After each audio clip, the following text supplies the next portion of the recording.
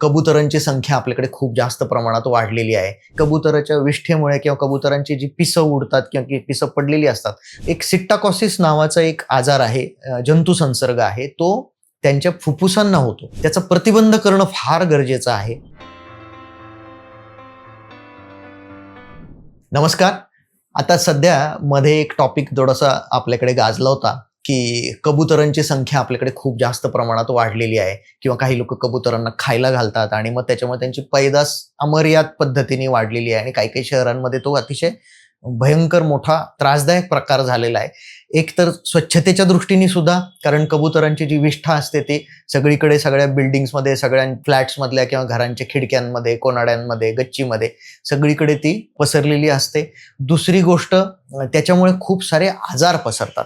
आता ह्याच्याबद्दल बऱ्याच लोकांना माहितीच नाहीये की कबुतराच्या विष्ठेमुळे किंवा कबुतरांची जी पिसं उडतात किंवा पिसं पडलेली असतात, हा जो कचरा तयार होतो, ह्याच्यामध्ये खूप रोग निर्माण करणारे जंतू असतात की त्याचा आपल्या मानवी आरोग्यासाठी खूप धोका आहे.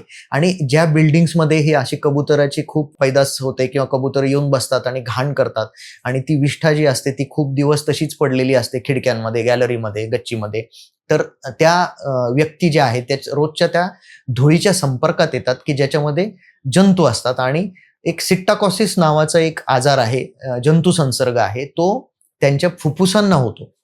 आणि हा आजार अतिशय हळूहळू त्यांचे फुफ्फुसं डॅमेज करत असतो किंवा फुफ्फुसांना इजा करत असतो आणि ते लंग डॅमेज इतकं सिव्हिअर प्रमाणामध्ये आणि इतक्या मोठ्या प्रमाणामध्ये नंतर ते वाढतं की त्याला इलाज करणं किंवा त्याचा उपचार करणं हे अतिशय अवघड होऊन जातं आणि त्या व्यक्तीच्या आयुष्यावर किंवा त्या क्वालिटी ऑफ लाईफवर इतका मोठा परिणाम होतो की हे सगळ्यात महत्त्वाचं आहे की त्या आजार झाल्यानंतर उपचार करण्यापेक्षा त्याचा प्रतिबंध करणं फार गरजेचं आहे. आणि ज्या व्यक्तींच्या घरामध्ये हा कबुतरांचा प्रॉब्लेम आहे त्यांनी त्याच्याबद्दल अतिशय काळजी घेणं, जाळी मारून खिडक्या किंवा कोनाडे जे आहेत ते बंद करणं किंवा काही पेस्ट कंट्रोल वगैरे करून घेणं आणि कबुतरं आपल्या आसपास वावरणार नाहीत याची काळजी घेणं अतिशय गरजेचं आहे.